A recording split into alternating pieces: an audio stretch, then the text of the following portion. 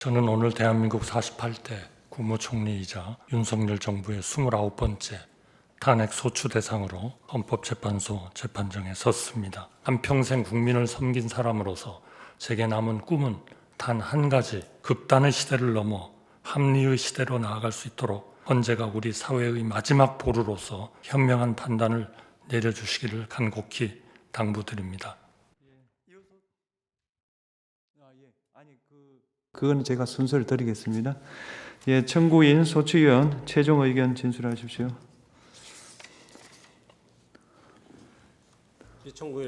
피청구인 국무동지 한독수에 대해서 파면 결정을 내려주시기 바랍니다. 피청구인 최종 의견 진술해 주십시오. 궁금한 걸로 대신하도록 하겠습니다. 본인이.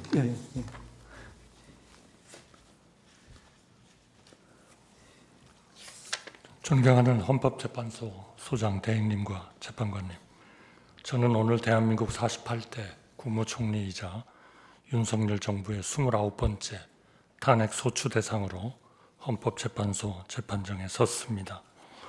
먼저 비상계엄 선포와 해제, 그에 뒤이은 세 번째 현지 국가원수 탄핵 심판으로 인하여 우리 국민 한 분 한 분이 느끼고 계신 고통을 무겁게 받아들이고 있다는 말씀을 드리고 싶습니다.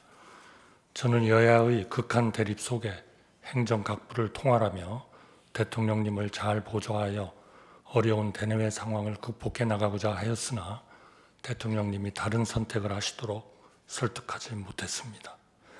대통령 권한대행으로서 헌법과 법률에 따라 오로지 국민만 바라보며 안정된 국정 운영에 전력을 다하는 것이 마지막 소임이라 생각하였으나 저 또한 탄핵 소추되어 부득이 직무가 정지되었습니다.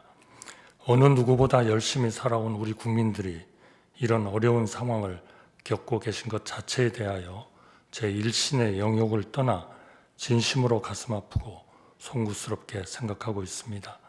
존경하는 재판관 여러분, 국회는 5가지 사유로 저를 탄핵 소추하셨습니다. 우선 국회는 제가 대통령 권한대행이 되기에 앞서 국무총리로 일할 때 국회가 통과시킨 여러 법안에 대하여 국무회의를 통해 제2 요구안을 심의하고 의결한 것이 위헌이고 위법이라고 주장하셨습니다. 그러나 해당 법안들은 모두 위헌 소지가 있었기에 헌법과 법률을 지켜야 할 행정부가 이를 받아들이는 것은 우리 헌정 질서의 기본 정신에도 도저히 부합하지 않았습니다. 이어 국회가 제기한 내란 동조, 묵인, 방조 주장에 대하여 저는 대통령님이 어떤 계획을 갖고 계신지 사전에 알지 못하였고 대통령이 다시 생각하시도록 최선을 다해 설득하였으며 군 동원에도 일체 관여한 사실이 없음을 다시 한번 분명히 말씀드리고 싶습니다. 세 번째로 제가 여당 대표와 함께 담화문을 발표한 것은 이번 사태의 여파로 대외 신인도가 흔들리거나 경제가 위축되지 않도록 정부와 여야가 협력하여 안정된 국정 운영에 힘쓰겠다는 뜻을 밝힌 것일 뿐 국회가 주장하시는 것처럼 권력을 찬탈하기 위해서가 전혀 아니었습니다. 또한 국회는 제가 권한대행이 되자마자 상설특검 후보자 추천을 의뢰하지 않은 것이 잘못이라고 하셨습니다만 이는 국회의 요구에 즉시 따르는 쪽이 오히려 우리 헌정 질서를 어지럽히고 국론 분열을 심화시킬 우려가 컸습니다. 특정 성향 야당만으로 특검을 구성할 수 있도록 야당 단독으로 하위 법령을 고친 것을 두고 위헌 논란이 거셌기 때문입니다. 따라서 대통령 권한대행인 저로서는 과연 어떤 결정이 헌법과 법률에 부합하며 국가 전체를 위하여 올바르고 이로운지 여러 의견을 듣고 숙고할 시간이 절실하였습니다. 이미 공수처, 경찰, 검찰, 국방부 등 여러 국가기관이 대규모 계엄 관련 수사를 벌이고 있어 증거인멸이나 수사 지연 우려도 거의 없었습니다. 마지막 탄핵 사유는 헌법재판소 재판관님 임명 문제였습니다.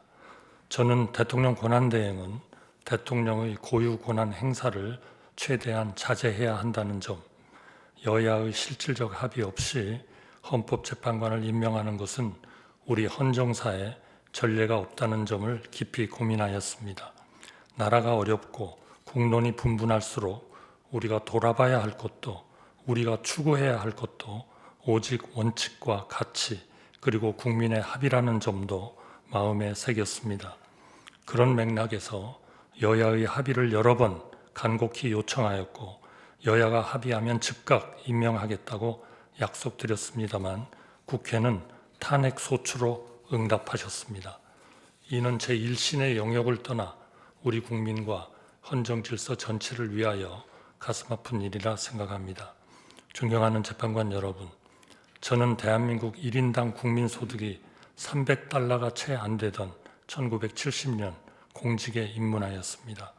미국, 일본, 독일처럼 우리보다 10배, 20배 잘 사는 나라를 까마득하게 바라보며 언젠가 우리 국민도 선진국 국민이 누리는 풍요와 안정을 누릴 수 있게 되기를 염원하였습니다. 50년 가까이 국정의 최일선에서 밤낮 없이 일하며 그 꿈이 이루어지는 과정을 지켜보고 기여한 것이 저의 기쁨이었습니다. 저에게 많은 기회를 주신 국민들께 마지막으로 봉사하고 싶어 두 번째 국무총리직을 받아들이고 혼신의 힘을 다해 뛰었습니다. 경제 기적과 문화 도약을 이룬 우리나라가 극단의 정치에 함몰되어 길지 않은 현대 민주주의 역사에서 벌써 세 번째 국가 원수 탄핵을 경험하고 있는 것을 무엇보다 가슴 아프게 생각합니다. 한평생 국민을 섬긴 사람으로서 제게 남은 꿈은 단 한 가지, 하루빨리 불합리한 혐의를 벗고 국민께 약속드린 마지막 소임을 다하는 것입니다. 우리 앞에는 이제껏 경험한 수많은 난관보다 한층 거센 폭풍이 기다리고 있습니다. 이를 극복하기 위해서는 무엇보다 정치와 정부가 지금까지와 크게 달라져야 합니다. 과거 우리 곁에는 언제나 진영의 유불리를 넘어 나라 전체를 볼 줄 아는 정치인, 정치로 풀 일을 정치로 풀어주시는 어른들이 계셨습니다. 지금 우리 국민들이 가장 간절히 기다리는 것도 바로 그런 큰 정치의 복원이라고 생각합니다. 또한 세계 질서가 재편될 때 정부가 적시에 대응하지 않으면 미래 세대가 오래도록 혹독한 대가를 치러야 합니다. 제가 저희 자리로 서둘러 돌아가야 하는 이유도 바로 거기에 있다고 생각합니다. 존경하는 재판관 여러분, 극단의 정치는 국민 모두에게 막대한 비용을 지울 뿐 그 어떤 해답도 주지 못한다는 사실을 우리 모두는 이번 일을 통하여 뼈아프게 배우고 있습니다. 법치와 합의, 자제와 성찰, 합리와 효율이 정치와 정부, 나아가 사회 전체를 움직이는 작동 원리가 될 때 대한민국은 비로소 좌나 우로 가는 대신 위로 갈 수가 있다고 믿습니다. 진영에 휘둘리지 않고 국민 한 분 한 분을 위하여 최선의 해답을 찾아낼 수 있습니다. 대한민국이 극단의 시대를 넘어 합리의 시대로 나아갈 수 있도록 헌재가 우리 사회의 마지막 보루로서 현명한 판단을 내려주시기를 간곡히 당부드립니다.